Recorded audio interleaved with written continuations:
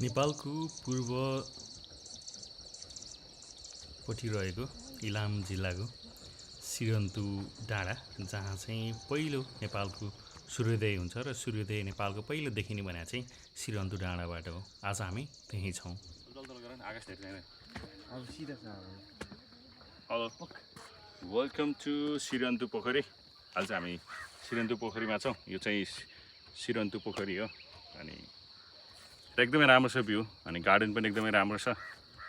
राम्रो ठाउँहरू छ, घुम्न आउनुपर्ने ठाउँ छ। कन्यामबाट तपाईँ थोरै अगाडि 4 किलोमिटर अगाडि बढिसकेपछि लेफ्ट लाग्नुभयो भने अर्को ठाउँ जाने बाटो आउँछ, त्यो भयो श्रीअन्तु। श्रीअन्तुमा पुग्दाखेरि तपाईँले हरियो चियाको बगान हुँदै जानुपर्छ।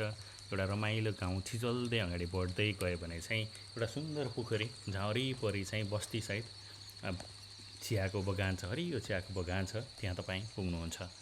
त्यहाँ पुग्दाखेरि लाग्छ कि भगवानले आफ्नो सबैभन्दा राम्रो चित्रकारलाई चित्र बनाउन लगाएर बनाएको ठाउँ जस्तो लाग्छ।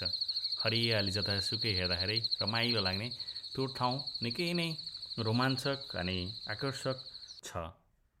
प्रकृतिकोले पनि धेरै नै वरदान दिएको यो ठाउँमा तपाईलाई बारम्बार जाउँ जस्तो लाग्ने पनि छ।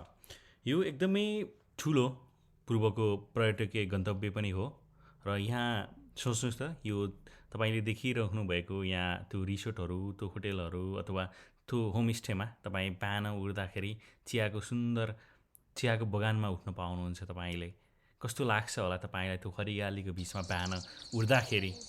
त्यो साँच्चीकै अनुभूति गर्न चाहनुहुन्छ भने चाहिँ तपाईँ जानुपर्ने ठाउँ भने चाहिँ श्रीअन्तु डाँडा हो, श्रीअन्तु पोखरी हो। अथवा श्रीअन्तु पोखरीबाट चाहिँ थोरै 10 मिनट जति गाडीमा अथवा हिँडेर तपाईँ आधी घन्टा जस्तो जानुभयो भने चाहिँ एउटा सुन्दर जङ्गल आउँछ। त्यो जङ्गललाई छिचोल्दै तपाईँ माथि बढ्नुभयो भने चाहिँ श्रीअन्तु डाँडा भन्ने आउँछ, जहाँ चाहिँ अहिले भ्यू पोइन्ट पनि बनाएको छ।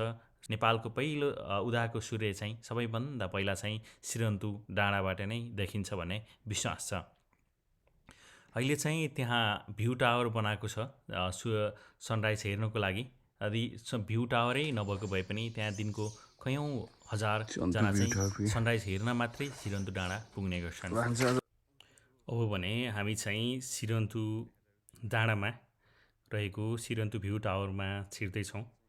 डाँडा चाहिँ एकदमै राम्रो सूर्योदय देखिन्छ भन्नुभएको छ, तर आज चाहिँ हामी ढिला गएको छौँ। किन भन्दा हामी जाँदाखेरि वेदर कन्डिसन त्यति राम्रो थिएन, जसले गर्दा चाहिँ सूर्योदय देखियोस्, त्यसले गर्दा हामी ढिला गएको थियौँ।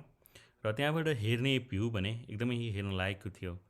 एकदमै हेरौँ लाग्ने भ्यू थियो त्यहाँको चाहिँ। यो चाहिँ श्रीअन्तु टावरबाट देखिएको भ्यू, श्रीअन्तु टावरको वरिपरिको भ्यू हो यो, जसलाई चाहिँ तपाईँलाई एकदमै रमाइलो, रोमाञ्चक र आकर्षक दृश्य चाहिँ तपाईँले त्यहाँबाट चाहिँ देख्न सक्नुहुन्छ।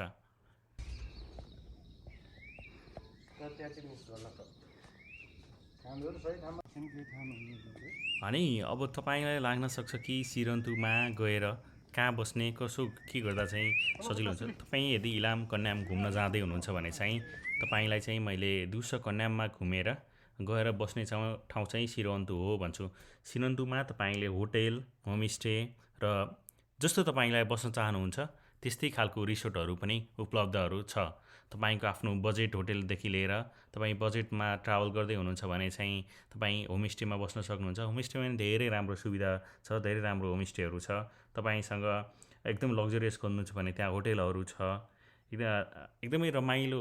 तपाईँ कस्तो ठाउँमा बस्न चाहनुहुन्छ त्यही अनुसारको बजेटको कन्यामको कम्पेरिजनमा धेरै कुरा चाहिँ सस्तो चाहिँ श्रीअन्तुमा छ र बस्न लायक ठाउँ पनि श्रीअन्तु छ। मैले तपाईँहरूलाई राखेको छु एउटा मेन्यु पनि त्यहाँको के कति पर्छ कस्टहरू भनेर तपाईँहरूको सजिलोको लागि। फेरि जानको लागि मैले होमस्टेको कस्टहरू राखेको छु, जसले गर्दा चाहिँ तपाईँहरू फेरि कोही जहाँ घुम्न जाँदै हुनुहुन्छ भने चाहिँ सजिलो होस् भनेर। र तपाईँ गर्मीको बेलामा चाहिँ सबैभन्दा टुरिस्टहरू घुम्न आउने ठाउँ भनेको चाहिँ श्रीअन्तु हो।